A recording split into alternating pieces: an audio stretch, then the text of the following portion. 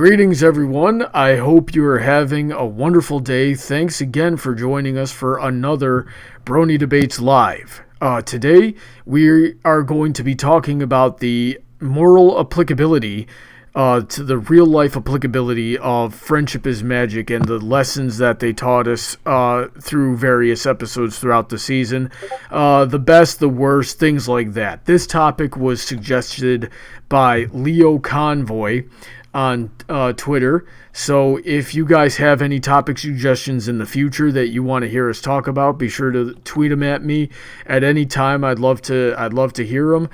Before we get started here, let me give a quick shout out to all of my generous supporters on Patreon who make these streams and keep my channel afloat, just making everything possible.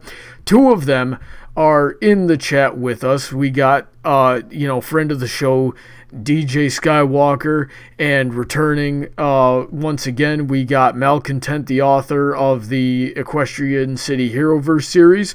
We also got the rest of the folks at the $10 and up tier on my Patreon. These guys are Kyle Christensen, Jennan Kellogg, Senko, Sodden Girder, and Autoknight. So, with all that being said, in case you haven't been to a Brony Debates live stream before, we're going to talk about, which episodes we believe is the best, make our points, try to contradict each other, and in the last 15 minutes, we're going to answer all of your questions. So if you have any questions for anybody in the stream regarding anything or any interesting comments, I'm going to be watching those, and we're going to address them in the last 15 minutes. So, let's get started here. DJ, best episode for moral applicability. What do you think? Okay, so the best one that always comes to mind for me is from Flutterbrudder. Okay. Where Zephyr Breeze came into be. Yeah, so why that? It's more of a personal reason for me, because I myself and even my sister have gone through some of the issues Zephyr has gone through. And Fluttershy's support for him and the lesson learned from it was sometimes you have to do things even though you might fail. And failure is one of the greatest fears of mankind, at least how I've come to see it. Everyone always runs into that fear that they may not be good enough or that everything will go wrong, so they just don't try. But you just got to try. Yeah, I think I understand. You never know. Yeah, if you don't try anything, then you'll never know what you can do. Indeed. Alrighty then. So does anybody agree or disagree with that? No, I wholeheartedly agree. I just wish some people, like on a personal level in my family, some people who I will keep nameless, wish they learned that lesson long ago, because unfortunately they refuse to improve or try to improve or do anything to better themselves, and the result is they lost everything. Yeah. Including family and livelihood and freedom. But yeah. Things get crazy out there. Something I definitely liked about that episode is that it showed that you really can't give these sorts of people unconditional support like that, because they will always take advantage of it if they can. You gotta, at some point in time, you gotta cut the cord, and that might unfortunately leave people to being out on the street, which has its own potentially grave implications, but that's the only time. And I've talked to a number of people that have done abuse counseling and addiction counseling, or have been abusers or drug addicts themselves, and they always say that they didn't really start picking themselves up until they had lost everything like that. So Mr. and Mrs. Shy, when I was watching that episode, I saw a lot of my own parents in them because of what I was dealing with. Well, not what I was dealing with, because they deal with it way more so than I ever did with my older brother. And it was rough. It was pretty much the same exact thing. They would always keep letting him back in, and it was Fluttershy that kicked him out and said, "Okay, yeah, listen, you're going to have to live with the consequences of your actions here." So I definitely didn't see anything wrong with the lesson in that in that episode. But what I was seeing that was hopefully it wasn't going to go down this road of it was that support should always be there. Do you know what I'm saying? Oh yeah, I know, I agree. Mm-hmm. But I also believe that, which I have to clap for the episode, I really, really do, is that it's good to be supportive of people, but there needs to be a line. Yeah, because Fluttershy did have a line in the episode. Oh no! She didn't want her brother to die. Oh yeah, I mean, I respect Fluttershy even more for having the line. Unlike her parents, it took her to tell her parents that y'all need to stop encouraging this behavior, because that's kind of what they were doing. It was very much an enabler moment. Yeah. Yep, you definitely. That made me so sad. It's like, on one hand, I know that's their son. They feel like they're obligated to look after him, make sure he's okay, he's standing on his own 2 feet. He's an adult. Yeah, when they reach a certain age, they really you can't see them as your son anymore. They're if they're a full-grown man, they're gonna have to act like it. Yeah. I mean, heck, I could share you a personal story right here. My mother, if she had her way and the money to boot, she would have all her children and all 13 grandchildren live in one suburb. Like, each of us have our own house and be next door neighbors, or have one giant mansion and we all just live together. That is literally my mother's side of the family. That doesn't sound clingy at all. Yeah, but my mom pulls me to the side one day because, me and my husband were still living with my parents at the time. And she's crying, by the way, when she's having this conversation with me. She says, I love you. I'm not saying I'm kicking you out or anything, but I am doing you a disservice by allowing you to continue living with us because you're not learning to be independent. You and your husband's been saving up pretty well. I think it's time you guys started considering looking for an apartment. And you know what? She was absolutely right. So let's that's unfortunate that we all agreed with each other on that, but DJ and Bliss made some excellent points. Let's keep going down the line here. Mel, what do you think? Your best episode in this regard. I've always liked amending fences. Why is that? Well, it kind of hits on the one thing that I write in most of my work, is that you have to be very careful of what you do, because there are oftentimes long-standing consequences of what you do. You have to think about what you're doing. You can't just simply point at other. Now, that one, I definitely didn't think it was bad, and it had its points. But what I didn't like about it was that it seemed to imply that whole situation was Twilight's fault. And I understand Moondancer got emotionally hurt by what she perceived to be an affront by Twilight, but at no point did she try to reach out or make any recovery effort of her own. And I don't want to see people emulate that, because I know there's a lot of people that do that. They give it one chance and then they don't do it anymore. So that episode really seemed to try to put the blame on Twilight for something that Moondancer still had a lot of control over. I would agree with that. Yeah, I can agree, and yet I can disagree at the same time, if that makes any sense. Well, tell me why you disagree. By all means. Yeah, I'm trying to put it into words. I feel like maybe... I think my point's invalid because the show didn't show this, so I guess my only argument would be, well, maybe she did try to make more of an effort in the past, and this was the last chance, but... It was very heavily implied that flashback that Twilight had of Moondancer throwing that party and everybody but Twilight showed up, and that's what she had the conniption over. It's like, okay, yeah, Twilight didn't show up while she was off saving the world for the first time, but you still had Minuet, you still had Lyra, you still had lemon drops. Yeah, I mean that's why I think she was in love with Twilight. Alrighty then. No. I mean, but she has such an emotional outburst over one person, and the way that she completely goes about it, it seems that way to me. It seems like there's more than just you hurt my feelings. It feels more like you betrayed me completely, like you completely crushed me. Yeah, but at the same time, I can be really angry. I can agree with other people, though, that Moondancer could have helped herself, or she could have looked for another friend or whatnot, and not just rely on Twilight's support or acknowledgement. Because if I were Lemon Drops or the other friends out of those two that showed up for her party and she didn't care about that, I would have been greatly offended. Right. Hi, I was there too. What am I, chopped liver?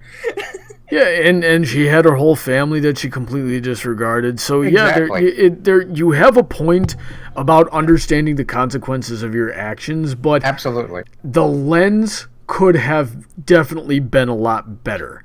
That if it was something that actually did irrevocably hurt Moondancer's livelihood, rather than something that she just needed to put more effort into. That's some of that nonsense that Starlight Glimmer did, and she turned herself into a supervillain over it. So maybe the parallel between those two episodes was intentional, but I don't want to conflate Moondancer with season 5 Starlight Glimmer. That's humorous. Yeah, I suppose it is. Does anybody have anything to say in rebut to the points that I've put forward? No, I would like to go back to the episode we were talking about with Fluttershy's brother, if you don't mind. Oh, yeah, sure. Go for it. Okay, so while the general moral in and of itself, that you need to be self-reliant and stick-to-itiveness are important things, I'd say the only issue I really had with that is that it is, unfortunately, a bigger issue, specifically in modern times, for people to be with their parents for longer than should be normal.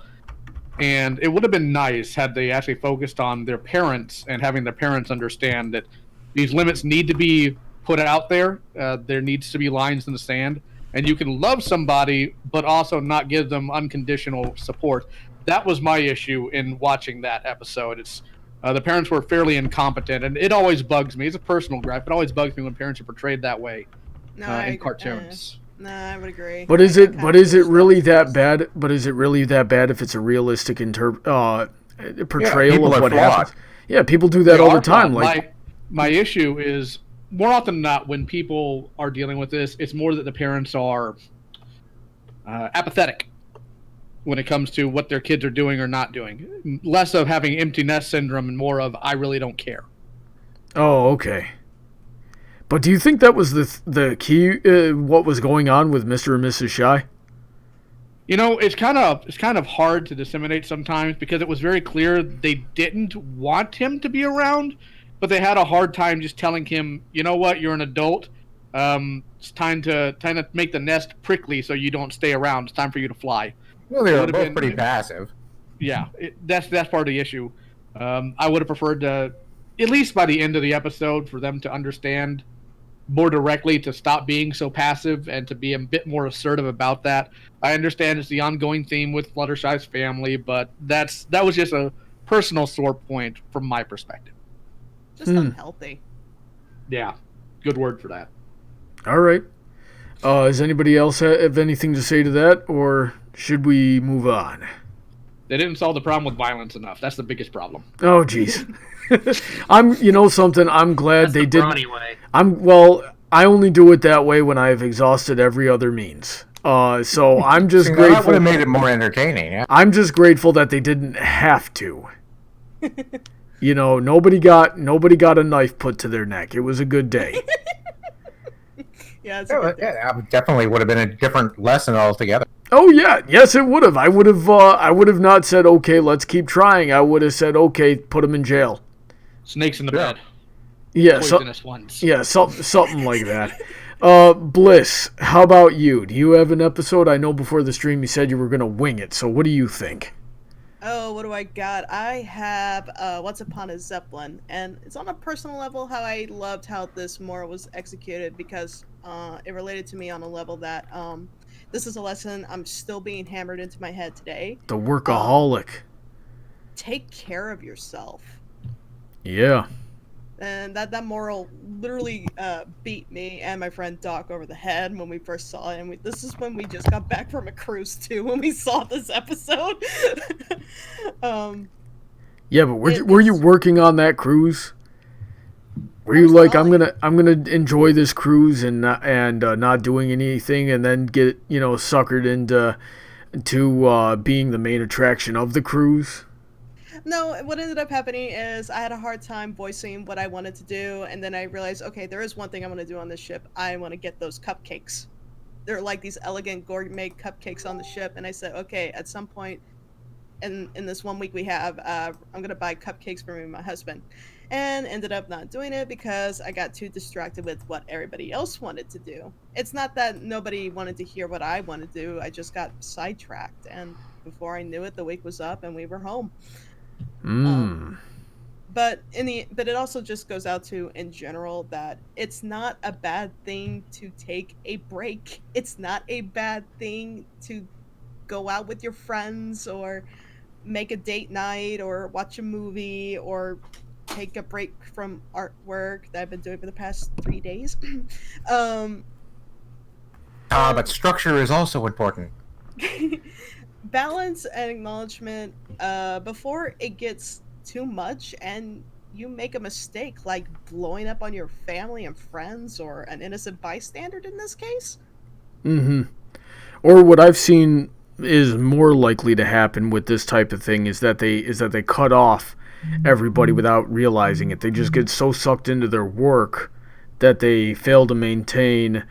It's not that they hold any resentment towards anybody. It's just that they fail to maintain their relationships. They don't talk to anybody. They never, put it down. They become so plugged in. Right.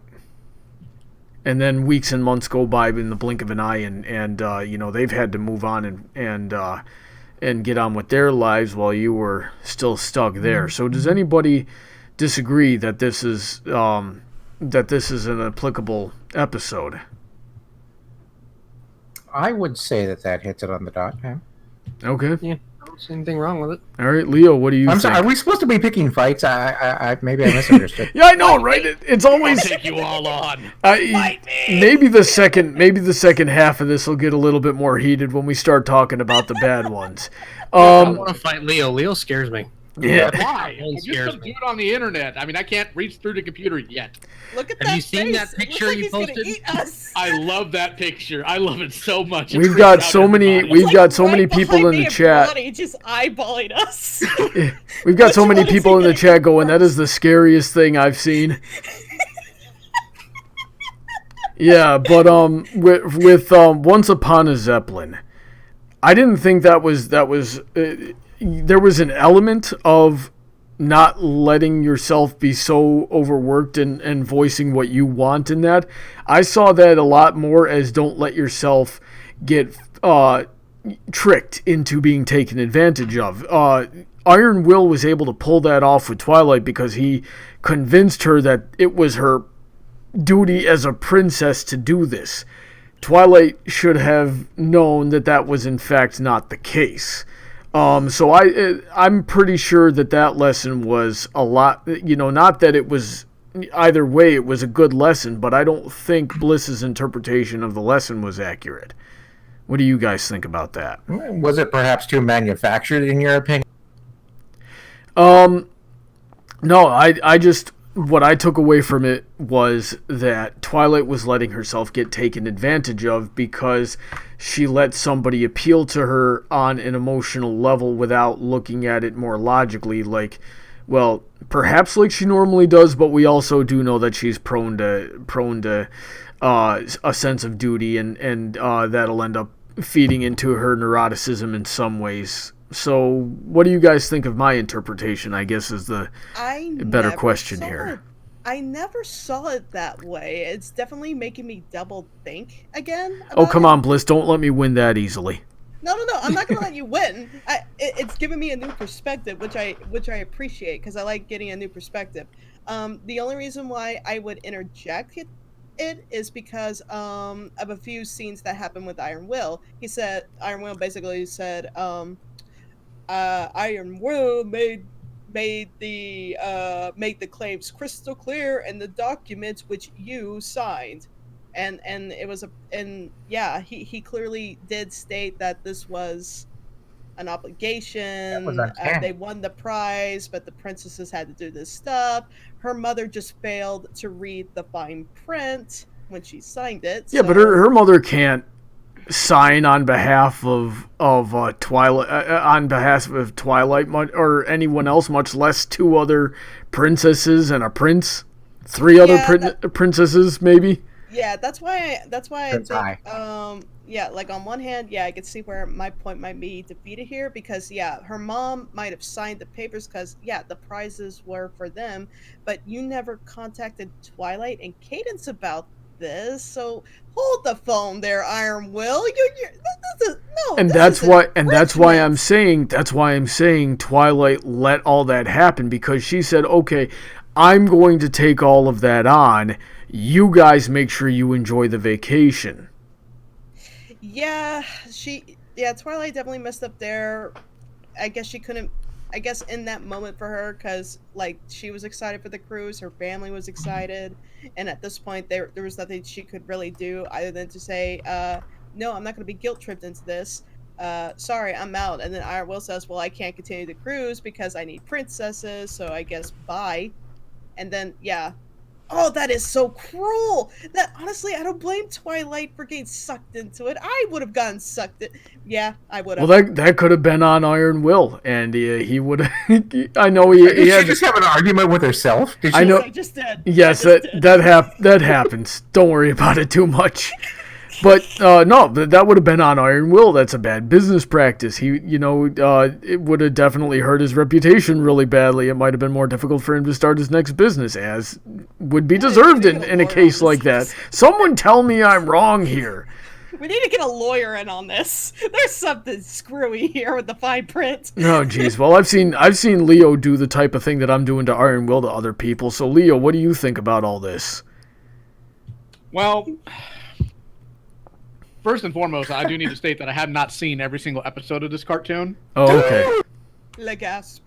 Yeah, I mean, there's a lot of cartoons I haven't caught up on. Oddly enough, the ones that I have watched, what actually made me decide to put this forward as a possible topic for your debates is Stalin and I, we shelved it for a little while, but we're actually doing a video where we're going to compare how the morals of My Little Pony compared to an 80s cartoon. And he gave me a list of episodes, and the two of them that I watched are actually going to be things that I'm going to discuss here. So unfortunately, I haven't seen specifically the episode you're referring to. So I could comment further, but I can't. All right. So let's, in that case, if nobody else has anything to say on this topic, yes, no? Well, I think you're wrong. All right, why am I wrong? I don't know, but somebody has to disagree with you. You can't just be the monarch here. I'm not trying to go to law school. There you go. I'm not trying to be, but it's certainly leaning in that direction, isn't it? Yeah, it certainly is. All right, well, let's move on then. Leo. Yes. What's the best episode for moral applicability here? For real life applicability here, what's the best episode's lesson? Okay, based on the information I have from the episodes I have seen currently, again, I haven't seen all of them, but I'm going to go with something from season 1, and that was Griffin the Brush Off. And the reason why I think it's fairly applicable in real life is due to the fact that kids in general, because that's the target demographic of the show, they have to deal with what we call a bully one day or another. That's just part of human nature, part of life, has been since time immemorial. And I think that the way that was handled in the sense of confront, disengage, and remove is a wise idea in this case. Granted, I like the middle step where you also break them in half, but for what this show is aiming for, I think that was a solid moral. I think it was actually very well done in the sense that it was direct and nobody tolerated it, and that was the important thing. Nobody was trying to play a devil's advocate for the mean character that was just being mean to be mean. There wasn't any underlying issue, and in this specific episode, they didn't try to play the unfortunate game of, well, they're just misunderstood. Well, sometimes somebody's just a prick, and sometimes you don't need them around because their attitudes are not conducive to societal integration, and they're not the best person to have around. Maybe that doesn't make them an evil person, but it does make them caustic.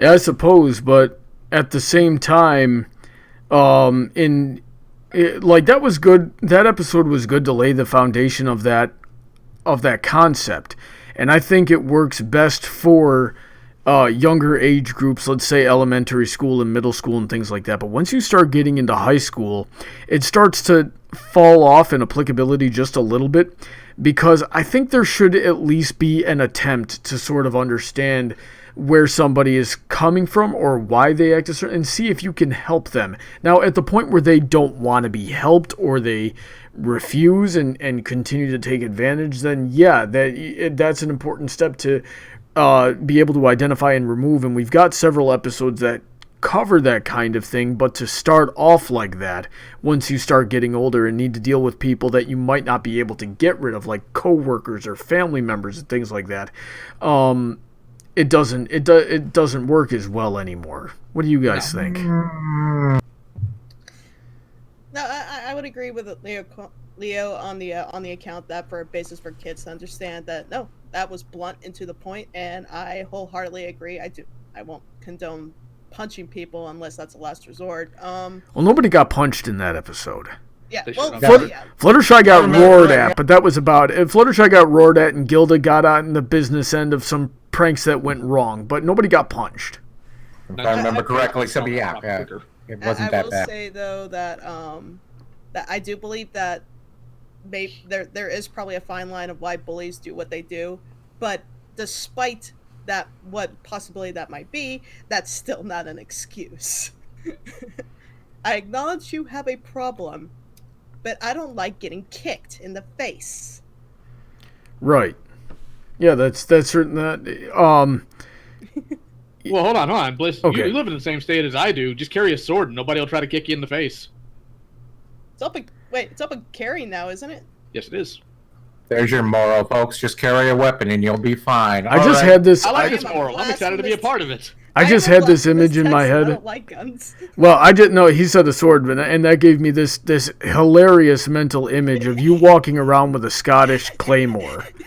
Right, you know, the ones that are like 6 feet long and it comes up like 2.5 feet over your head. Oh my god! You want me to show you a picture after this? I have a picture of me in Scotland holding a claymore. Oh my god! Yes. See, now there's your deterrent right there. I mean, you're not wrong. It was almost as big as me. It was up to my chest. Jeez. So, all right. So. Tell me again, Bliss, why you lean more with Leo on this one. Because again, according to really what the show is targeting, which is young people, little people, it's blunt, quick, and to the point, and in the end does not involve any violence, just acknowledges that, hey, your attitude is not okay, and you cannot dictate who I can be friends with. You either accept that these are my friends too and try to get along with them, or take your attitude elsewhere. And that's a good thing for kids to learn. They don't need to be bullied into being friends with one other person just because that other person doesn't like your other friends. And I've had run into situations like that when I was a kid in elementary school and definitely middle school. And by this point, I've had too much junk hitting on me that when I got into high school, I had a tattoo to my forehead. Don't mess with me or I'll mess you up. I'm right. do a job, so, leave me alone. So what's funny here is you and I are making the same point, but I'm looking at things a little bit more universally across all age groups, and does it work in all age groups? And I didn't think so, but if I'm understanding you correctly, because it is geared more towards that younger demographic this episode, that because of that it's more applicable. Am I understanding you correctly? Okay, now that you're putting it that way, I could kind of argue that it can be used for older ages on the Yeah, account. I'll challenge that too if you don't mind. I don't Yeah, mean to put in. Exactly. I think it works well as a starting point when you're dealing with unfortunate things or unfortunate people, caustic individuals, whether it be in the workplace or whatnot. It's a good starting point. Whether or not it has to be, gauged up from that point, that should be addressed later. But the general idea, I think, works and is functional in most situations. Workplace, somebody's being a complete prick to you, well, you disassociate and you disengage. If he pushes from there, well, that's when you have to put on your big boy pants. And this isn't something a show is going to teach you. You go to HR, or you find out where he lives and you set his bushes on fire. You do something after that point. But I think it's a basis for any level of life. I think it's a good starting point. Yeah. Alrighty then. Mel, what do you think? Well, I'm actually leaning toward agreeing with you that I think it's applicable to many different sets of age groups. I can understand, like a lot of our morals, they seem to be double-sided. They're on the surface, they're aimed toward the smaller demographic, but it is also a good launching point, as Leo said, to deal with toxic people in either a work environment or just everyday conversation. I mean, it's a starting point, but obviously you don't want to just use it as that. You just can't go over there and kick them in the head. Okay. And DJ, how about you? I really have no comment on it personally. Now, here, the episode, I thought there was an episode that did this lesson similarly, but better. One Bad Apple. Now, I didn't like the moral of One Bad Apple for a reason that I'll explain a little bit in a second. But it's not my worst episode, which we'll get into in a minute here. But One Bad Apple, I feel like it did Griffin the Brush off better because it showed that there's a reason for it and that there's a ladder of escalation and things that you can. Now, what I didn't like about it is that it seemed to demonize the concept of self-defense, especially when it is well-deserved. But at a certain point, they understood towards the end of the episode, they understood that there should have been a ladder of escalation. There should have been an appeal to authority before there was a physical retaliation. And that kind of opened the door of the thought that, there might be a reason and I might be able to help. That doesn't excuse anything by any means, but it gives people a chance to better themselves, which is a concept that right. I like a lot. And maybe it's a confirmation bias on my part because I've tried to help people in the past, to varying degrees of success. So those are my thoughts on it. Does anybody have anything to say in response to my points or any point that Leo has made? Well, when it comes to that, I mean, you're right that everybody is cranky for a reason. Nobody is born evil or angry. Mm-hmm. So I'll challenge the angry part. I was born angry. Based on your picture there, I would be willing to agree. Yep. All right. So in that case, let's move on. And I sort of transitioned into this. Is our next half of this topic is which one is the worst. So Segway. DJ, now I said, One Bad Apple had its fault for one reason, and that's not my episode, but we'll get to me in a little bit here. DJ, wait, hold up a second. I'm getting confused because I haven't done my best episode yet. And nope. No. You forgot yourself. Yep, I forgot myself. I'm not important. I'm only running the show. My best and I was going to go with Slice of Life because it was the culmination of everything that we're supposed to represent, not just as bronies but as a human race of understanding that everybody has their own life that is just as complicated as yours, and you can't really become a community until you look at the person next to you and say, and regardless of whether or not they're actually related, that is my brother. But then DJ reminded me of the existence of not asking for trouble, which spoke to me on a very personal level. Of because I came from a family that I would sort of describe as warriors, but not in the way that you might think of, where we're constantly where we train to be fighters and things like that. It's just no, we stick together and we keep all of our problems to ourselves and we fight through them ourselves, like a duck on the water. And all you see is this gently floating animal that eventually gets to where it's got to go, but underneath the surface, the part that you don't see, it's paddling.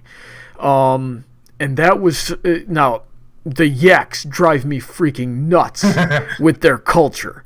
But when I saw that, and I was like, "Did you just make me relate to the yaks?" And I was a little bit upset. Nah, they make sense. They make perfect sense. What's wrong with you? Yeah. So, okay, Leo agrees with me. What do you guys think? I don't like the yaks either. All right, but what about the moral of that episode? Which episode with the yaks? I'm sorry. Not asking for trouble, where the yaks are having problems feeding themselves, and Pinky offers to help, and they won't let her help, so she helps them anyway. And they said, we can't ask for help, but we're not going to deny help. So it's just kind of you gotta recognize when it is the time to act, and you might have to act regardless of what is being told you. So what do you guys think about that? That seems like a commentary on the social services. That's interesting. On most things in existence.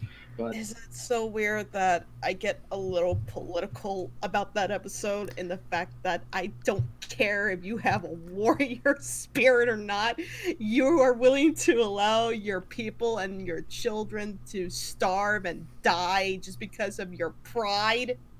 Yeah, we tend to call that. Whether your civilization survived at all. Yeah, in the modern day we call that North Korea and most of the Middle East. Well, there are also some other instances where that's happened, and yet they thrive still. Well, it's easy to tag it to something like pride. Sometimes there's usually an underlying reason for it. As far as the warrior culture, is something I'm fairly fond of. I have a very Type A personality, if none of you could tell. I think the yaks, of course, they go a little bit too far. You shouldn't go breaking people's stuff just because you're upsetty spaghetti. But my issue sometimes with how they portray other cultures that don't exactly one-to-one meet them is almost like their way of life isn't something that you can look into and maybe find value in. More of that, well, these people are destructive and therefore what they believe is wrong, and that's not necessarily accurate. What they need is friendship. Well, that's something I could easily get into, and we could make this stream 3 hours long. I feel unfortunately that I know it's kind of stupid to say because of the name of the show, but I think sometimes they put too much value on the inherent concept of friendship as opposed to different types of friendship, or even when it shouldn't necessarily be an issue. One episode I saw was the one with the donkey, done by the same voice actor who did Rhinox and Beast Wars. I can't remember his name. Personally, I think that episode should have been about how not everybody has to be your friend, and that's okay. That's fine. That should have been, yeah. Yeah. Oddly enough, that's not my pick, but continuing on. I really wish that episode could have been executed a little bit more differently. Okay, so Prince Brotherblood's plan was to wait out the winter, even though it's never going to go away. That's not being a leader. That's not solving the problem. Shout out to Russia. That's not. But you see what I mean? That's not solving the problem. You are so blinded by pride and okay, fine. If you don't want to ask for help, that's fine. If you're too proud to ask for help, that's okay too. You expect people to just figure it out to help you, okay, fine, whatever. But in the meantime, could you please be a leader and start making a plan to find a different home or something? What I'm hearing from Bliss here is reminding me of a quote from the first Incredibles movie, where that secretary girl turns to Syndrome and says, "The next time you gamble, bet your own life." Is that what I'm hearing? That would be Mirage. Yes. Yeah, next time you gamble, bet your own life, and not the kids. I take one look at those poor baby little yaks who are starving. No, and I have I no. love kids. So Now listen. That's what I'm saying is to certain Darwinism. to parallel certain points without being a literal interpretation. That was what my family was like, where when we just suffered through everything my brothers did, and nobody was ever supposed to know about it. And you were happy about it. And yeah, well, according to my father, but right. yeah, so that it just kind of made me relate there that there's other people that have that problem. But yeah, I have no argument for the fact that those kids were suffering, and that should never ever be the case. Wait, you Say what? oh, I cut out there. Yeah, you did. Hello? Hello. We can hear you. Tell us your point. So wait a minute, it took a family of yaks to make you realize that? Yep, cartoon yaks, no less, and that's why I was so mad. Cartoon you actually didn't like. I was Yeah. I was legitimately angry. I went and I closed my head in the door a few times. Brony no like yak. How much damage did you do to the door? The door was fine. Okay. But yeah, that was that. All right, now we got that out of the way. DJ, worst episode. Okay, the worst one. I was having trouble with that because honestly, I don't think there's that many actually bad morals, just bad in execution. Okay. And one of the ones, while I liked the moral itself, it was badly executed, was from Daring Doubt. Okay. Where Fluttershy was being everyone deserves kindness and understanding. It's a decent moral in and of itself, but it was used with people that never really had earned that kindness. That was season 9, right? Yes. Okay. That was with Owie Zodel and Dr. What's-His-Face. Cabiarin. Or Oh, yeah. Laron. Laron. Yes, They it's the pronounce thing. it wrong. Awizoto is not a bad guy. He's a guardian. Let's not forget about the fact that he was going to bring about unyielding sunlight with one of those artifacts. 800 years of sweltering heat! He's here to protect us, guys. He's a good guy that was misunderstood. I'm a He's Latin actually American protecting god and I force. must melt the ice caps! He specifically is there to protect that one force, so technically not the ponies, but still, he's So he's a like bad Gamera. guy. He's not here to protect humanity. He's here to protect the Earth, and sometimes And the none Earth of that- means you gotta wipe humanity out. Okay there, This Thanos. foe is the human. No, I think it's ducks. Ducks are pricks. Okay there, Yeah, I mean, Thanos. they're always deceiving you too. They're on there floating on the water, and they're actually. Alright. So, does anybody disagree with DJ? No? Nah, not really. No, DJ wins the debate. Malcontent, your worst episode. Wait. Yeah. Did somebody say me? Did someone disagree? No. I said, He won the debate. no, I get the good ones. yep. So Mel, what's your worst episode? The end of season 5, if I remember correctly. I think that's when I just stopped looking at all the morals. It just what was that called? Hang on. That was cutie. That was cutie remark. Right. If someone tries to kill you several times, it's all right to make them your friend. I don't agree with. Yeah, I agree in giving people a certain amount of chances, but I mean, if they start to become lethal to you or start to do things to the extreme that character did, I don't think that they're worth saving. Well, no, that was a practical application of what I was talking about with One Bad Apple and Griffin the Brush Off, Right. where you're finding a way to be compassionate and diffuse a conflict peacefully. Now, Starlight wasn't trying to kill anybody. She was trying to get revenge by altering the past, and she didn't understand the ramifications of her actions. Well, you see, the first time she actually did fire at him trying to kill him, and then she decided to go on through the whole season, which was really great, and just she did the smart thing, which is what I do, is like you get info on all your exposed, and then you hit them where it hurts. But then she gets all this, and then she just stops. That's always been my main complaint about that whole thing, is that it just seems so contrived to the point where I didn't believe it anymore. What do you guys think? I think it's fine. It's keep your friends close, keep your enemies closer. What jail's gonna hold Starlight? The one under Canterlot, apparently. Uh-huh. That was made by Chrysalis, not the ponies. Well, no, it was there. No, it was already there. Yeah, Crystal just utilized. No, she put her throne in it. Judges. Yeah, somebody, because I remember that the crystals were already down there and had a magic dampening effect. Yeah. No, she said that it was her pieces of her throne. That's what Discord had blasted off. Wait, what about that? Wait, huh? I am not prepared to argue lore here. All right, so I'm scratching my head. I'm with Buck on this. I seem to remember them being like an ancient catacomb cliche. No, Chrysalis said she was using pieces of her throne to keep their magic in check, and that piece is what Discord got hit off. Well, nobody is prepared to denounce that right now, so we're gonna have to give you the point. Yeah.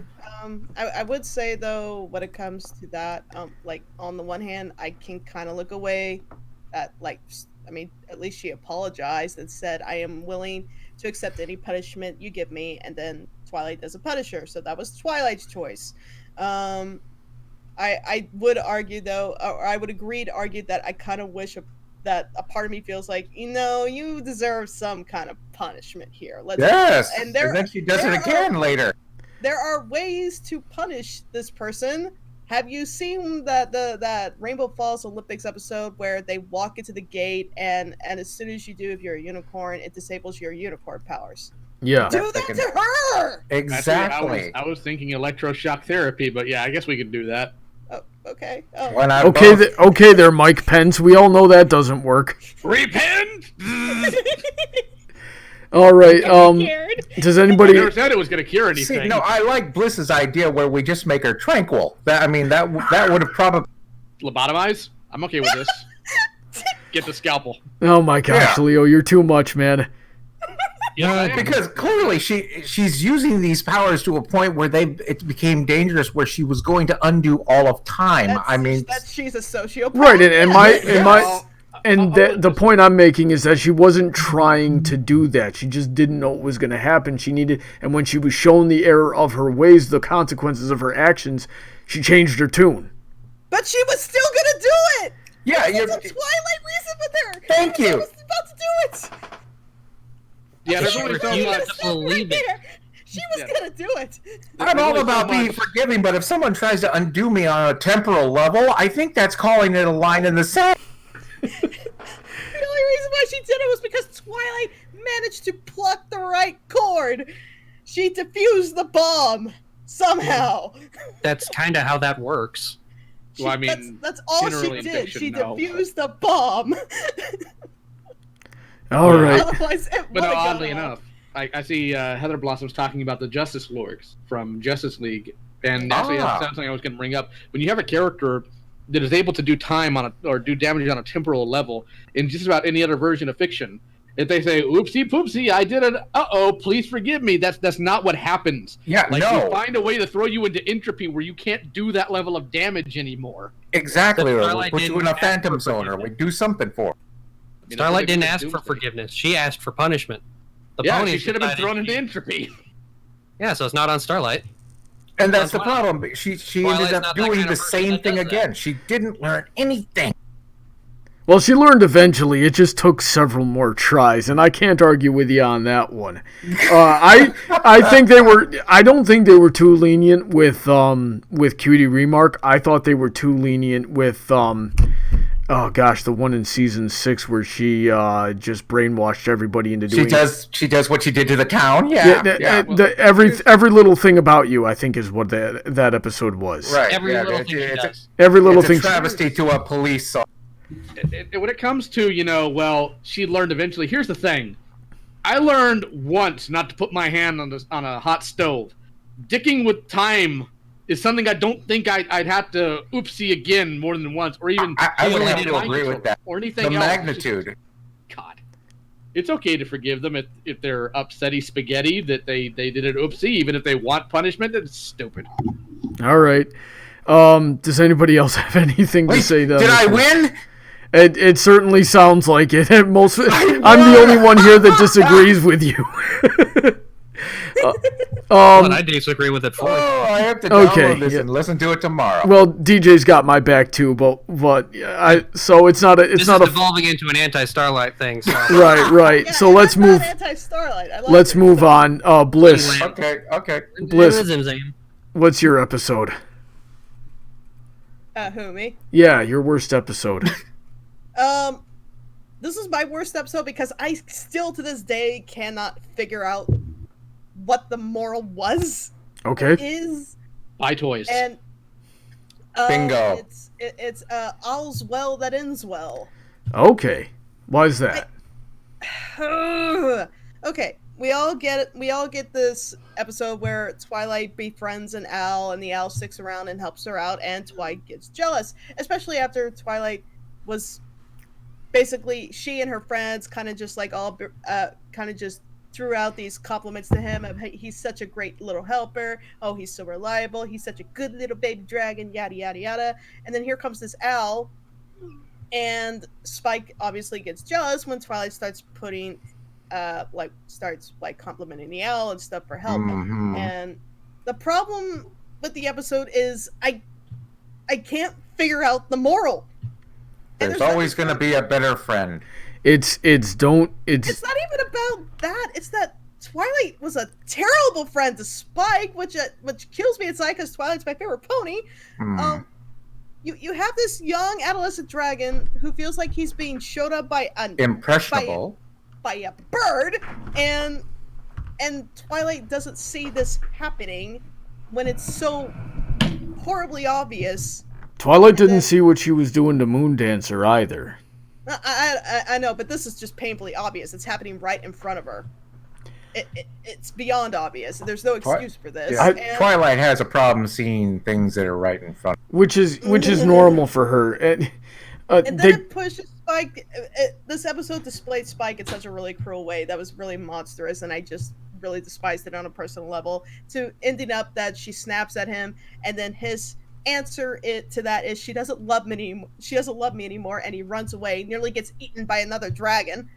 Cannibalism. You've never that always seen. got me. You're really gonna sit there and tell me you've never seen like two little kids do this, like a 5-year-old that gets a new younger brother or sister and can't understand why the amount of attention that he's getting is shifting?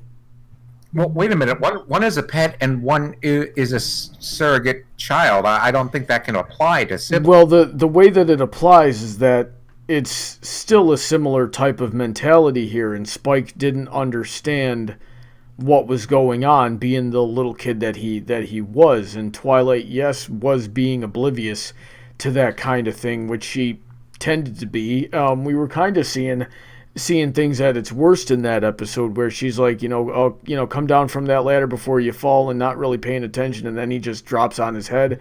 And when he is doing all this stuff to try to frame Aloysius, and she says, this is not like you, this is not the Spike that I know and love, and he takes that a lot harder than it was meant to be and overreacts himself. I thought it was a very realistic episode, with a lesson of, and if, Bliss, here's my proposal for the episode's lesson for you. It's that don't be that jealous. Your family does care about you, and if you're perceiving it that way, you're probably inaccurate in your assessment. Wait, but it took a moment of him almost for it to actually make a difference. And sometimes it's like that. I don't know what else to tell you. Sometimes it's like that. It shouldn't escalate to a point that a child runs away and nearly gets eaten. Right. But he did that all to himself, though. Yeah, well, you know what? If he got eaten, he wouldn't do it again, would he? Oh Okay, gosh, first off, freaking darn it, Leo. That's a good life lesson. That's a very valid point right there. Stop it. If you don't think your parents love you, run away and you'll get eaten by a dragon. Yeah, All right. Leo's avatar's like, I need me some dragon meat right about now. I've What's had wrong? I've had some experiences in my childhood. Let's just leave it at that. All right. Oh my. Yeah, I suppose we will just leave it at that. Go on, Bliss. I don't like how Twilight was displayed in this episode. She was okay, I'll just do it. She was blissfully ignorant. Aha! Ha All right. So I see what you None did of this there. would have happened if she opened her bloody purple eyes. okay, so first of all, I resemble that remark. Secondly, let's say the lesson of the episode is what I said it was. It's don't be jealous. Your family cares about you. How does any of this, especially the part where Rarity and Twilight show up and are ready to wait? That was a different episode. Never mind. Well, no, because Twilight did show up, and with the help of Owlicious, they got it out. I'm not getting my episodes crossed anymore. How does all of this negate from that lesson, if that's what the lesson is? I didn't even know what the lesson was. It wasn't obvious enough. It wasn't executed. Answer the question, Bliss. Your family loves you, don't run away? No, how does what we're talking about here, the framing of the episode, contradict the lesson that I'm saying that your family cares about you when we demonstrate that they care about you, and if you're thinking they don't, with exceptions being that they do exist in the world, but this is clearly not that case, how does that contradict from what the episode is putting forth? I believe he's asking how he's wrong. I suppose that's a good way to word it. Yes, it's a lot more concise than what I was saying. Yes. Wrong? Well, I guess in that way, because it took all this time till today for someone to explain to me what the moral was, because I honestly felt like it wasn't executed right, because I literally could not put the moral into words. Okay. A reasonable point. Episode, I didn't learn anything. Dearest Princess Celestia, I didn't learn nothing. I was right along. Dear Princess Celestia, you're gonna pay what you owe. You will reap what you I sow. heard the castle up their security. That's a wuss move, Celestia. You made a mistake. Yeah. Leo, how about your worst episode? Has everybody else gotten theirs out? Because I'm pretty sure mine's gonna get some pushback. I haven't yet, but let's. I care more about your opinion. Go for it. All right, I think from what I've seen, again, haven't seen all of it. From what I've seen, I think One Bad Apple has one of the worst depictions of the moral answer. Okay, and I was talking about that earlier, how I didn't like that, but yeah, go ahead. Here's why. While I understand you have to teach children about the concept of escalating the issue through points of authority and whatnot, there are a couple things that do need to be addressed. And part of it is the unfortunate fact of reality wherein a lot of people don't care. And they don't deal with it. We always tell kids, well, go to your teacher. Teachers don't care. They're not paid to care. Principals don't care. They're not paid to care. So what we have here is we have a situation where a family member is doing, via kid level things, abhorrent things, bullying them, stealing their treehouse, giving it to their worst nemesis. And I will state that I think that the trio's reaction of let's kill the hoe is not the best reaction. A broken leg, maybe.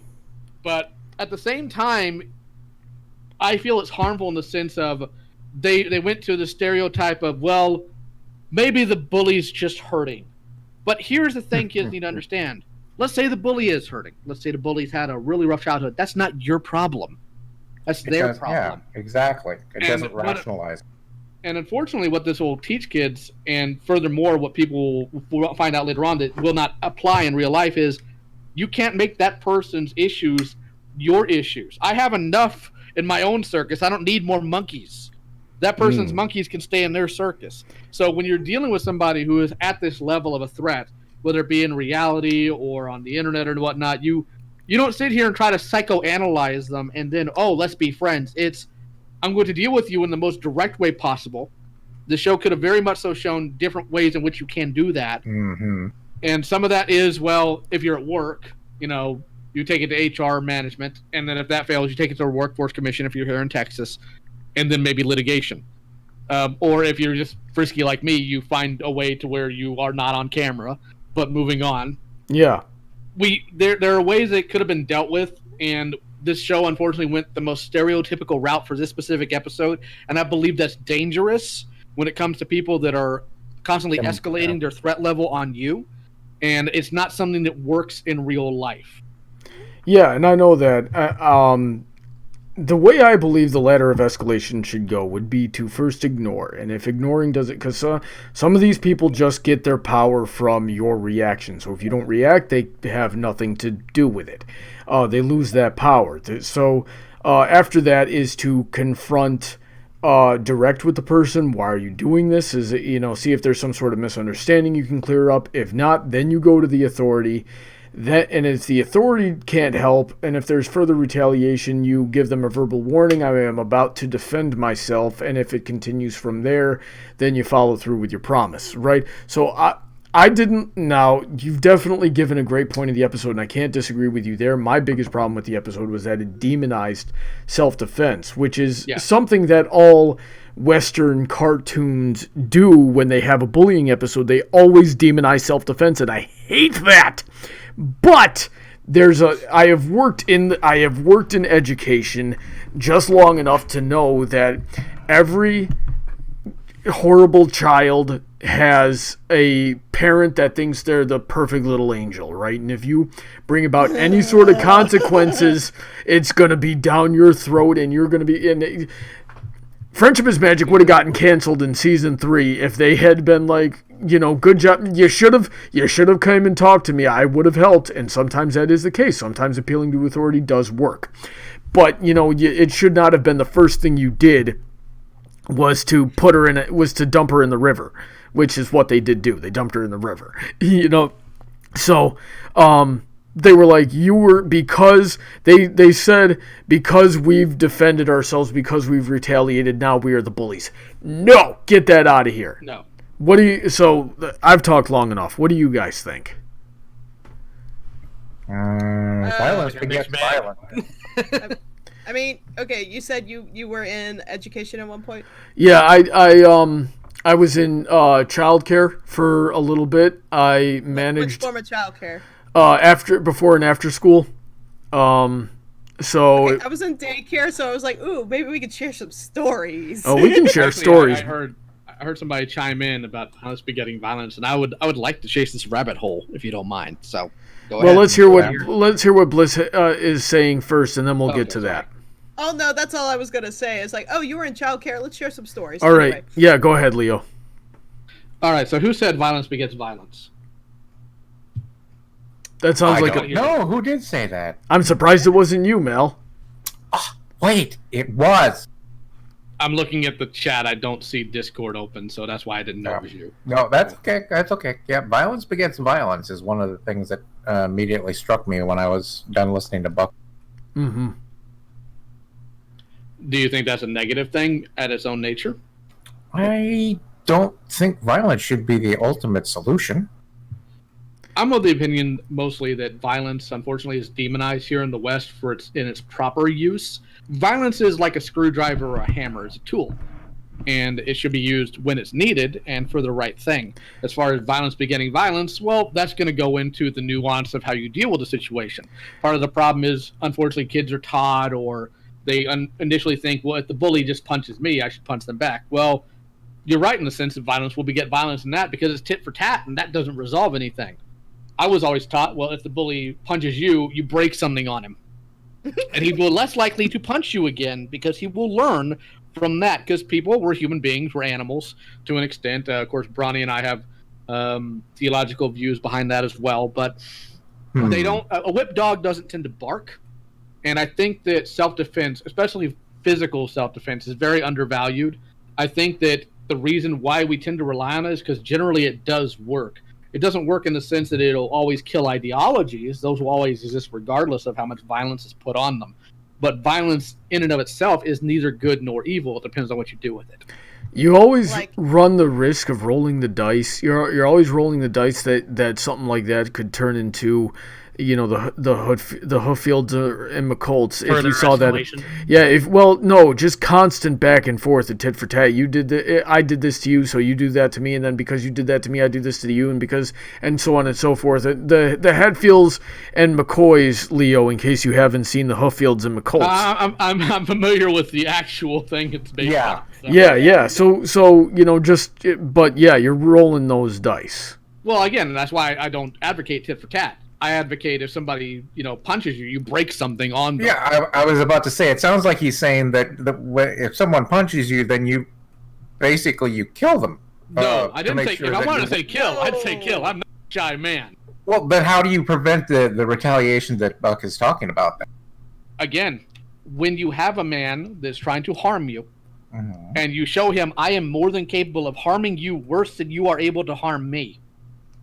You have to understand that these people, you have to look at it animalistically. These aren't always people who are super rational. They're predators. And the best way to make sure a predator doesn't attack you is you override their risk versus reward. All right, I might be able to mess with this kid and have some fun with it, but if he breaks my arm, that's not a risk I want to take. So I'm not going to attack this kid. Well, That's how you then have why to look doesn't at this it. kid come back with more help and then cream you? 9 times out of 10, that doesn't happen. And if Yeah. it does, here's what you do. You get an equalizer. Let's say he does bring friends back. So it becomes an arms race. It could be, or you can put it down hard enough even after that to where he doesn't dick with you further. De-escalation doesn't always work. Sometimes extreme escalation is the only way to make it work. It's a in That's the a end, fascinating solution. in the end, it's a choice, and you need to acknowledge your environment, what the stakes are. Are they threatening you in your life, and is this a last resort? Do you have no other Yes. choice? If this person's going to hurt me, so I would rather let them know that, hey, if you hurt me, stuff's going to go down. And Or if you're my age and you know the person messing with you is younger, you find out if their mom is single and try to become their stepdad. That works too. Leo, no! like here, I have a great example. I have a good example. I made a choice in high school. I made a choice. So I was having a bad day already. The guys were being jerks to me. Big surprise. Big whoop. They just knew I was already in a bad mood, and they decided to make it worse. They shut the door on me, knowing it would lock me out, and I kicked the door, and I punched it, and I cussed, yada yada. Some freshman girl, and yes, I'm a senior at the time, started making fun of me and joking and just calling me names and stuff. And I took my anger out on her, and I said, "You want to go?" And she said, "Yeah, in fact, let's go." So yeah, it became your typical high school, I kid you not, cliche. People were encircling us, going fight, fight, fight. It was really dumb. And I'm thinking out my strategy right here and now about how I'm going to deck this girl with a right hook. And when everything kind of just stopped in slow motion for me, for a split second, I rationalized everything out. Bliss, this is some 15, 14-year-old nobody who's got like 4 years of high school ahead of them. You're a senior about to graduate in 2 months, and you're 18. You punch this person. Not only will you not graduate, you'll be arrested for assaulting a minor. I had a... I put two and two together, dropped my fists, laughed in all of their faces, and said, "Screw you, I'm graduating in a few months. I don't have to put up with this crap. Bye." Well, there's that, and I had a similar issue, but mine started when I was a freshman. Is when I was in middle school, and I got picked on a lot, and rightfully so. I was a really weird kid, but You? yeah, really freaking weird. I still am, but you know, I decided that wasn't going to be the case anymore, and then I freshman in high school, first day, and I had seniors at another lunch table throwing food at me. So I told them to stop doing that, and then when they threw a piece of food at me again, I went over there, I flipped the table on all of them, and I picked one. Turned out didn't even throw anything at me, but I picked one, tackled him, and that didn't end well for him. But that stopped the bullying, but it started something else, because after that, I had to go through 4 years of Who Can Take the Karate Kid. Wait a minute. So you attacked an innocent bystander, and that proved a point to him? It proved that Brony is acceptable losses. Yeah, it proved that Brony is crazy, and maybe we shouldn't mess with him if we can avoid it, right? Maybe we shouldn't throw food at him, and so it worked in that regard. But then, like I said, I had to deal with 4 more years of just getting in fights constantly. Brony became that kid. Okay, so if it was a game of who can take the Karate Kid, did anybody at least try to sweep your leg? No, that was my signature move. Well, With the leg! my leg! My leg! But no, so It's a remarkably violent channel. Wow. Dude, Well, I'm getting into fights. that's what I get. That's what I get for inviting Leo on. We got somebody trying to take on someone 4 years younger than them, and then Buck here goes over and just beats somebody senseless for nothing. Day. I took it one down. Yep. Sing a sad song just to turn it around. I didn't deck the freshman. I rationalized him and went the mature route. I never actually hit anybody. I got another funny story. So high school, like 3 days after this happened. Also, while I was a freshman in high school, the first 4 days of school, my locker wasn't working, and I was constantly late to class because I need to go get a janitor to unlock my locker. And they kept telling me they were going to fix it, and they never fixed it. And then on day 4, I got so mad at the locker that 14-year-old Brony decided it would be a good idea to go to the opposite side of the hallway and bull rush the locker door head first, slam into it, dent the thing in, and then it worked. And that's using your head. Hey, that locker had a coming. I looked at you shifty. Yeah. So use your head. No, there's still in that school a locker with a giant dent in the door, and that is because of my cranium.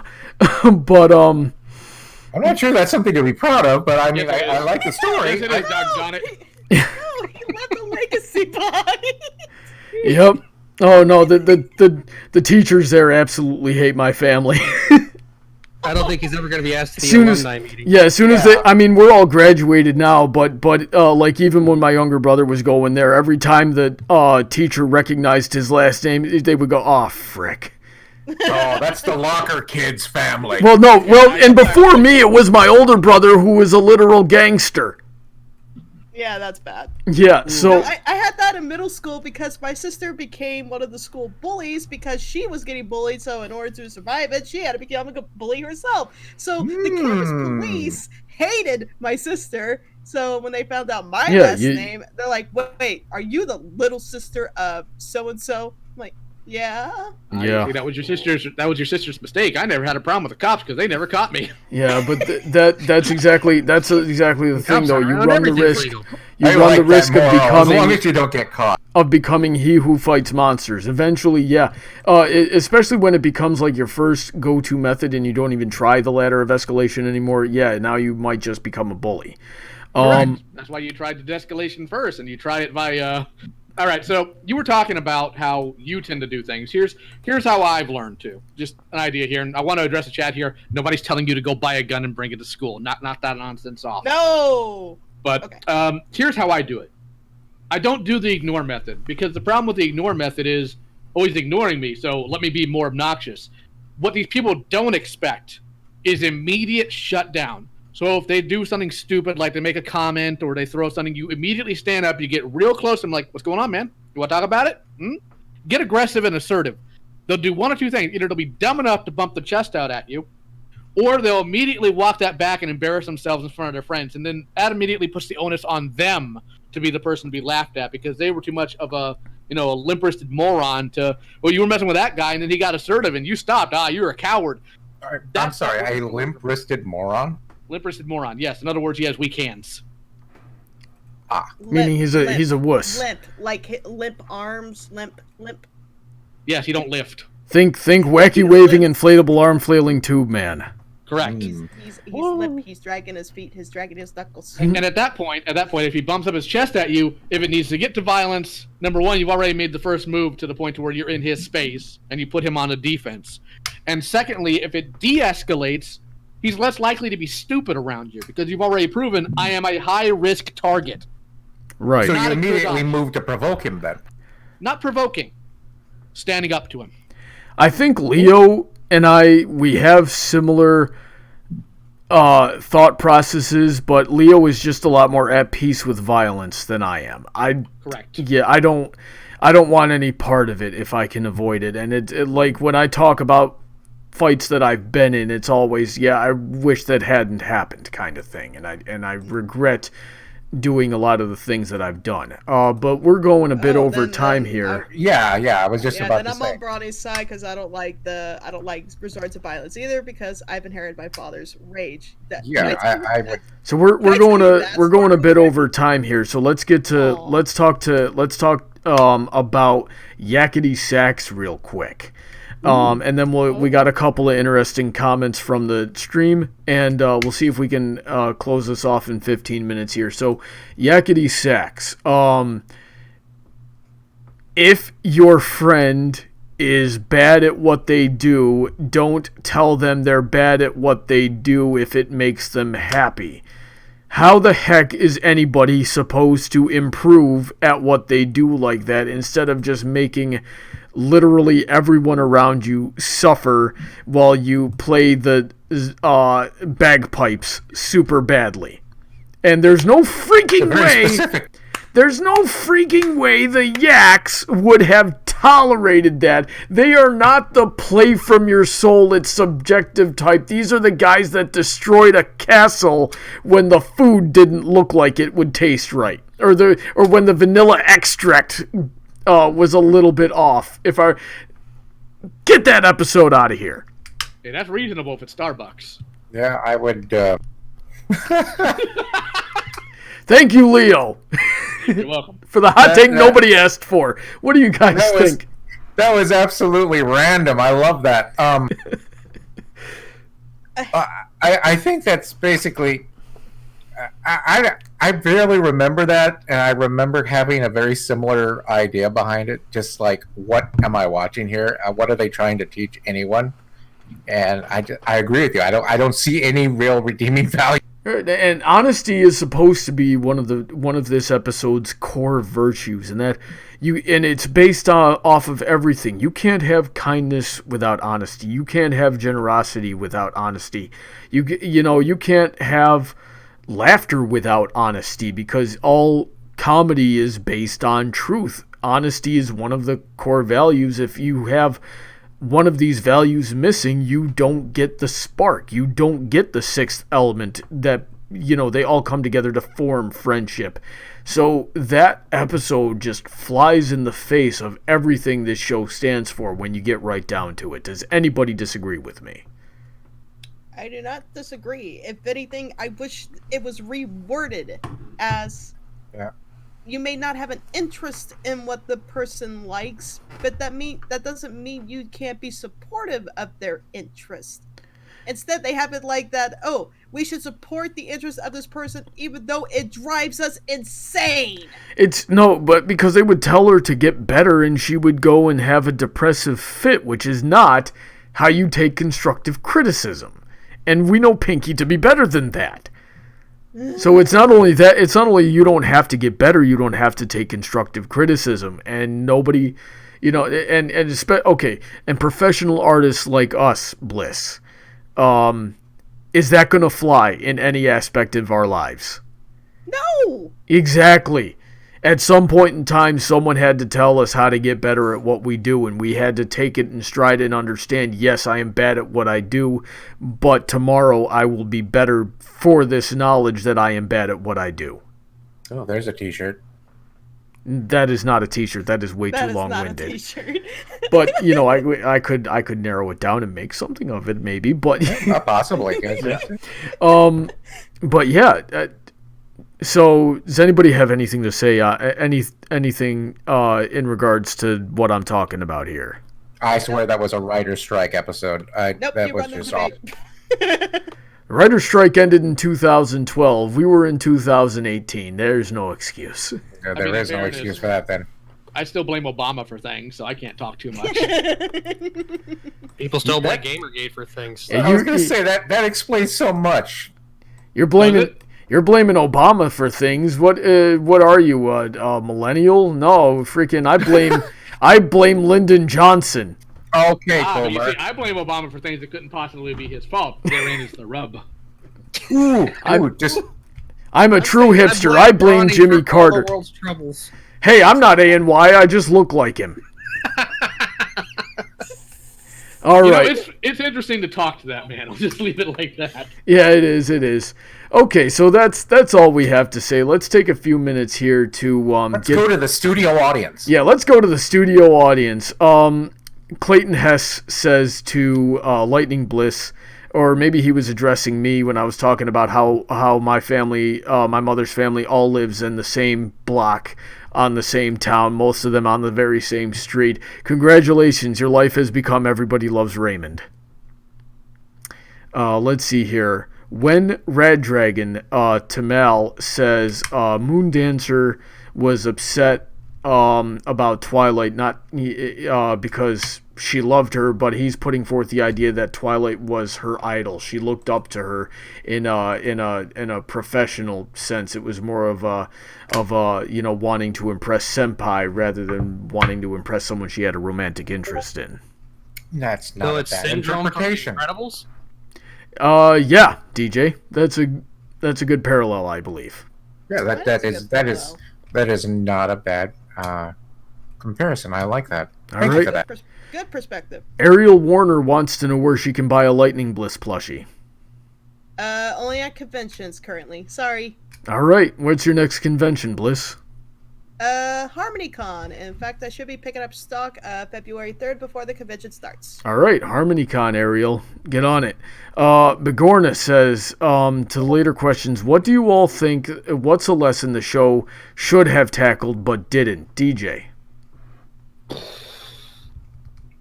Come back to me. I need to think on that. Mel. Pass. Okay. Bliss. I mean, they'll never do this because it's Hasbro and kids, but and I know to some extent they attempted to, but indirectly they didn't. Dealing with the loss of a loved one or a pet. Well, they did that with Tank. I told you, I know they did, but they did. They sugar-coated it. They did that. They did that same thing. Yeah, there was no sugarcoating to that. That whole episode was about death. Yeah, but if it's about death, say the D word. You know, same thing with this episode. Say it. Yeah, same thing with the episode Surf and or Turf. If you're gonna make your episode, yeah, say the D word. It's divorce. I mean, honestly, like Hasbro has no excuse. They killed Optimus back when I was a kid. I don't want to hear nothing about Hasbro not being. Yeah, exactly, and they were about ready to kill off. You know what? Yeah, come on, Hasbro! You did it to Optimus Prime. What's your excuse? Yeah, they did it to Duke, and then by the time Optimus came around, they had to redo and re-record everything. And oh no, Duke's in a coma. He's fine, kids. His wound jumped back and forth on his body, and Yep. I'm looking at people in the chat. I think we're disturbing them. Good. I mean, the picture's already there. We might as well go for it. I'm putting Liam Warner's comment on a T-shirt. They're talking about Pinkie Pie 1 minute, and I come back, and all I hear is I blame Lyndon Johnson. There's two images that need to be on a shirt. Pinkie Pie just saying that I blame Lyndon Johnson. Thank you. I'm totally going to make that a thing right after this stream. Coming to the Brony Buck store. Yeah, the T-Public. Link in the description. Get on it. So... Okay, what else do we have here? Leo, did you are there any episodes or lessons you'd like to see tackled in the show that might not have been tackled in the show? Sometimes you just got to smack somebody.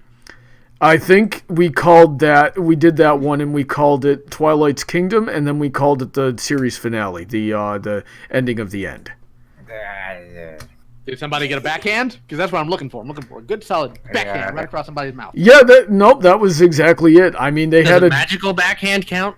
No, I better see it both turn into a fist. If I could weigh. Yeah, go ahead. Well, we never really did. They always figure out a way to paint themselves out of it, but they never really address. And this kind of goes back to what Bliss said. They didn't address that sometimes there's nothing you can do, and people are going to die. Maybe we didn't touch on the people are going to die part, but Cozy Glow, Tyrek, and Chrysalis would not be statues right now if they didn't touch on that. I couldn't. I didn't even watch 9, so I couldn't tell you. You're missing out. Fix that.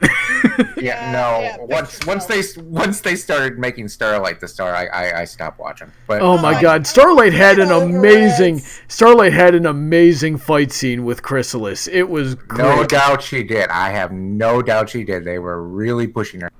I'm sorry, but I'm just gonna shake you and get over your hate boner of Starlight and watch the dang season. It's not really a hate boner, but that's an interesting image. Thank you for that. You're welcome. Let's see here. Okay, you know what I wish they had done in the show? I wish they had handled cultural differences a little bit more. We showed how to sort of compromise through them, but we never showed like really fundamental. We never showed how to deal with fundamental cultural differences. Like if we had an episode where the Yaks are like, you have to, fight for your honor or something like that, and they back to the Yaks again. Yeah, well, it was the first one to come to mind. We dealt with the Yaks more than we dealt with zebras, and zebras were interesting. Rhyming all over the place. Where's the zebras? Why didn't we get? Where the heck did the Sakura go? Because some of the Tumblerinas out there thought Sakura was racist, so we couldn't have Sakura. Let's see here. Saddle Arabia, that would have been interesting to see how they treated people over there. Yeah, exactly. Clayton Hess. Camel Caliphate. Clayton Hess says, some podium to watch over me was the worst. What do we think? Which one was that? That was where Apple Bloom went off on her own after being babied by the Applejack, right? Yeah, and fought the Chimera. Oh yeah, that doesn't seem remarkable at all. Yeah. I don't really remember much of that. I liked it. It was very realistic, and everybody learned their lesson at the end. So I did. A lot of people, especially when it first aired, had a problem with it. I never had a problem with it. Let's see here. Magical Dude says Matter of Principles was the worst, and that I almost agree with, because that was another one of those things where it was, and season 7 and 8 did this a lot, where the teachers would blame themselves for crap that other people were doing, and in this case it was Discord, and Starlight goes, I could have been more sympathetic, and that's why you were acting out. And no, that does not excuse Discord ruining the school and putting students in danger like he was doing. Well, I don't think I've seen that one, but I kind of believe that it is her fault. Is it because it's Starlight? Yeah, that laugh tells me all I need to know. I would have tolerated his antics better if they weren't so dangerous to students. Like, okay, I get it, Discord's a trickster, so he's gonna do trickster things. Could they have been toned down for levels? The bee-bear was going too far. The bugbear was too far. No, the bugbear was too far. You are chasing kids with an animal that could kill them. Tone it down. Dude, that builds character, doggone it. And not only that, Starlight was way too powerful in that episode. You cannot convince me that Starlight's magic can keep Discord off the campus. Well, it was able to do everything else based on what I saw. We'll just put a sign on the campus that says no Discord allowed, and clearly that'll stop him. Yeah. I'm suddenly having a visual idea that Brony is telling Bliss, okay, you gotta get into shape, so you're not using your magic or your wings, so you're gonna run around the track for 5 miles. 5 miles, here's your motivation. Leo, get her. and it's just this floating demonic lion head. There's not even a body. It's just like one of those things from the old Doom video game that floats at you. I love Doom. It's my favorite game. My husband loves it too. You walk to the side, it's all flat. Yeah. Although, Brony, I will have to defend that laser beam that got rid of Discord just because in the card game it made one of my favorite cards. Okay. It's just called Hyper Beam. Okay. And it's a complete Pokemon reference, so it has to exist. All right, sure. I'll let you have that, even though you're wrong. Oh my god, I just had this mental image like we were talking about with Leo chasing Bliss, and I'm picturing that face of his in the thumbnail right now, just going, I'm about to taste the rainbow. He's gonna eat me. No, Someone make this video. Yeah, Leo, give it. Tell us what you're thinking, real quick. what was really interesting is because of what I tend to do in you guys' community, when I'm thrown into a server where there's a problem, what's really interesting is when my face pops up and everybody's like, oh no. Because that's what they see. That's the first thing they see is that icon. God, what is this? Who is this creature? Yeah, and then when you came in, the party's over. Yeah, when you beat me to it, Mel. When he came into my server for this stream today, it said the party's over. Leo is here, and I've never seen anything more fitting in my life. Let's see here. Okay, Bliss. Royal Silver says, if the G1 pony Majesty was there during the Season 9 finale and saw the Mean 3 as a statue, would she let them off that easily? Okay, so that's a question only you can answer. G1 Majesty? Majesty. G1 Majesty? Who's G1 Majesty? Majesty from Generation 1. I swear Silverquill did a video on her. Yeah. The problem is that I haven't seen. Unfortunately, my mother didn't record all the G1 episodes, so I may not know about that. All right, so Factory have them on DVD by now. Yeah, well, I guess so, but I guess that means that after the stream, Bliss and I are gonna have to go pirate that episode. Yeah, we're gonna have to go see what that's about. Yeah. I mean, in fairness, like the original My Little Pony cartoon, like at least some of the specials were freaking metal, so I don't know if there would have been much in the way of forgiveness. Now, last two comments here before we wrap up, because we're a little over time by a half hour. But Brightheart says, I consider Mysterious Ne'er-Do-Well one of the worst episodes of the show. But that might be because I'm not a big fan of Rainbow Dash. That episode ruins Rainbow Dash for a lot of people. I think the moral is really great. I've got a video on it. Moral of the story, The Mysterious Ne'er-Do-Well. Go watch it. I disprove thoroughly, I believe, at the very least, everybody's complaints on that episode. What do you guys think, real quick? I just like the fact that it was a Darkwing Duck reference. I'm good with that. Okay. I'm a simple man to please. I wish. I mean, I like what they were trying to do. The characters could have been handled better in how to deal with Rainbow Dash, and they didn't go that route. So we ended up getting this, and yeah, I don't believe it was executed right. I think it's fine. All right. It's a fine episode. It's Mel? fine. I think it's the way they handled it was fine. I'm a firm believer that people should be taught lessons no matter who they. Sometimes with a brick and a sock. Oh, jeez. Not necessarily. Everybody get the butter sock. All right, and here's the note I'm choosing to end the stream on. What about our says, musical guest? yeah, Wilson says, no, see, Awizodl had a lisp. He wasn't doing 800 years of sweltering heat. He really said 100 years of sweltering yeet. Boo. Get out. And with that, bad jokes and that hurts. And with that, we are in fact getting out. So thank you guys so much for coming on the stream tonight, Leo. Thank you for having me. Yeah, Leo, thanks for suggesting it. Bliss, thanks for coming on. I know it was very last minute. Mel, thanks for today. Yep, Thank you for having me. Yep, Mel, thanks for coming on. DJ, thanks for coming on. Thanks to the stream to the chat for tuning in and asking questions. If you guys would like to be on the show, I'd love to have you. You can make suggestions anytime you want, but if you actually want to be on the show, what you need to do is join up the Patreon Discord server for as little as $1 a month. My patrons are what make these streams and my channel possible, especially those guys at the $10 and up tier. These guys are our two guests, Malcontent and DJ Skywalker, as well as Kyle Christensen, Jennan, Kellogg, Senko, Sodengirder, and Autoknight. Be sure to check out all their links in the description, especially that Equestrian City Heroverse series. And I'm not just saying that because I help proofread it. I'm saying it because it's a really good story. Thank you. Yep. And yeah, I hope you all had fun. If you want more live streams with me, I do moderating for the stream of Chaos and Crocheting on Princess Heather Blossom's channel on Saturdays. Next Friday, we're doing Friday Night Fights. And the Wednesday after that is another Brony Debates, and I hope to see you all there. Guys, give us some closing thoughts, and let's say goodbye here. Leo. Just remember what is best in life: to crush your enemies, see them driven before you, and hear the lamentations of women.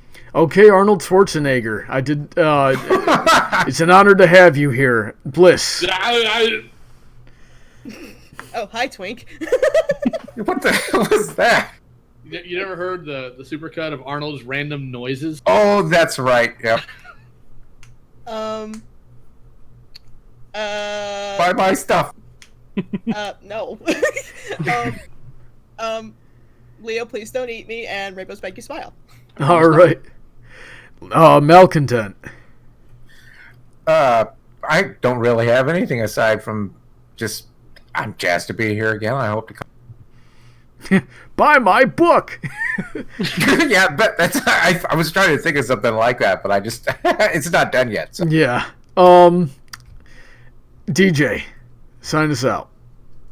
Lawyers are your friends. Lawyers are your friends, guys. You heard it here first. I hope you all have a great day. Thanks for coming out. Say goodbye, everyone. Good night, everybody. Goodbye, everyone. Good night, In your everybody. dreams.